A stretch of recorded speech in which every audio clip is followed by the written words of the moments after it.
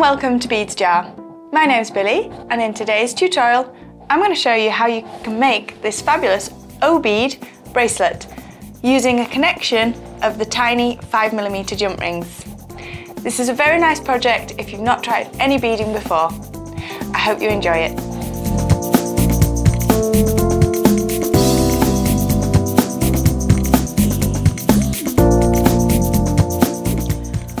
We're going to be using some 5mm silver-plated jump rings, a lobster clasp, and we have these beautiful jade and chrome O beads. This is a beginner's project and we will just require two tools, two pairs of flat nose pliers. We're going to be making this beautiful chrome and jade chain bracelet, which can equally be made into an earring as well if you want to make a matching set.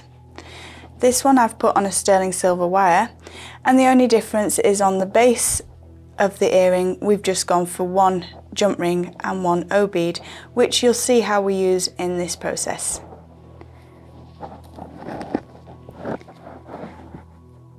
To start with some serious basics, I'm going to show you how to correctly open one of the jump rings by using two pairs of flat nose pliers. I'm going to take the two pliers, one in my right hand and one in the left, and I want the split of the jump ring to be facing up to the top. I'm then going to hold one side of this jump ring with my flat nose pliers, and then I'm going to get across the side on the opposite side, and I'm just going to twist my hand towards me so that I've opened the jump ring. I'm just going to repeat that and open quite a few jump rings before starting the threading of the beads. So I just hold one side and twist one towards me to open the jump ring.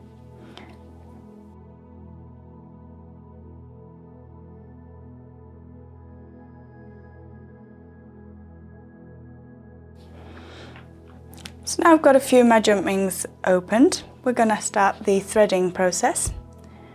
So what I wish to do is to hold one side of the opened jump ring, and I'm going to pick up my first two O beads. I'm wanting to create an effect here where one way we get the jade effect, but the other way you get the chrome side coming through on the design. In order to do that, we're going to put the beads on in the same direction for all the jump rings. So by that, I'm going to put the chrome side on to my jump ring first and let that drop to the bottom. I'm then going to thread the next O bead with the jade side inwards, so the two sides that are matching in colour are facing each other. I'm then going to close this jump ring, and I'm going to hold one side as I have done and reposition the second pair of pliers on the opposite side. Just moving one hand, I'm going to move the jump ring back together so that it joins perfectly and there's no gap. I'm now going to pick up a new jump ring and hook that, so it's already opened, onto the jump ring I've just added the O beads to. Just going to hold that on the side, and I'm going to add another two.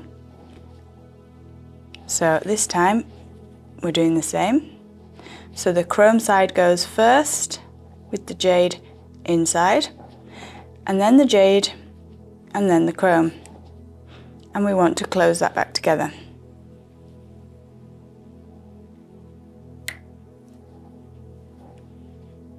I'm then going to flip one of the O beads over to the opposite side. This is important so that they will sit correctly on your bracelet. So I've got one O bead on the right side and one on the left side. You then want to take your next open jump ring and hook that onto the existing jump ring with the O beads, and pick up your next set of O beads.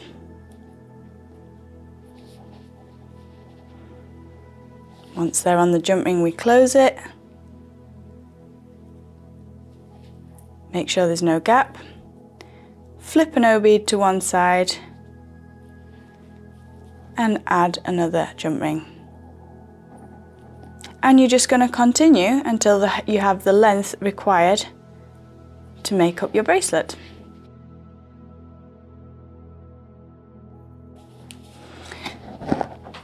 So I've made a longer length, which I will now complete and show you how to finish off with your fastener.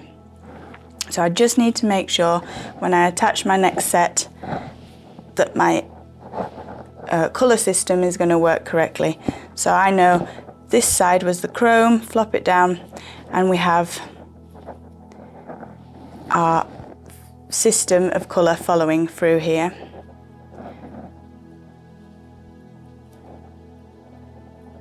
So I just need to open this jump ring to connect it. You won't have to do this as you'll have already followed the design pattern and got the length required.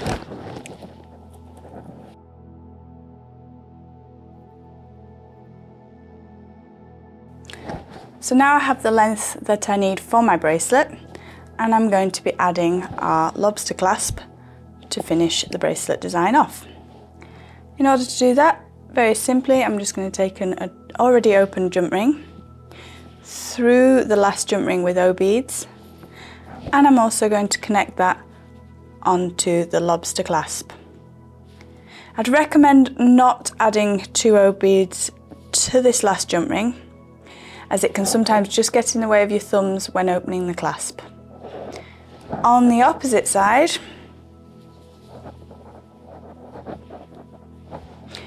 we're just going to add 3 jump rings. So I'm splitting the 2 O's and I'm adding a jump ring. You can go smaller if you want, so add a 4mm instead of the 5mm.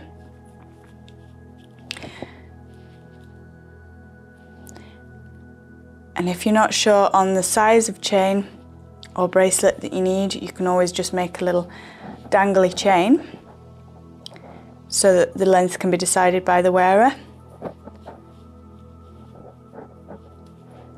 And on the last one, I'm just going to add 1 O bead for a little decoration effect.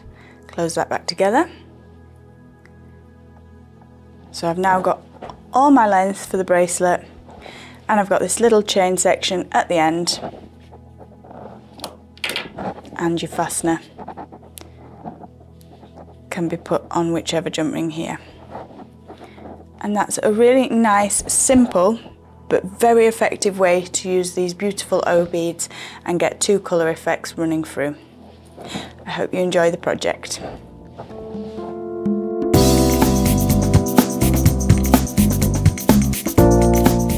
Thank you for watching our tutorial today. Give us a big thumbs up and subscribe now to our YouTube channel, where you can see all of our latest designs and project ideas. For all the beads used, visit beadsjar.co.uk. Until the next time, bye bye!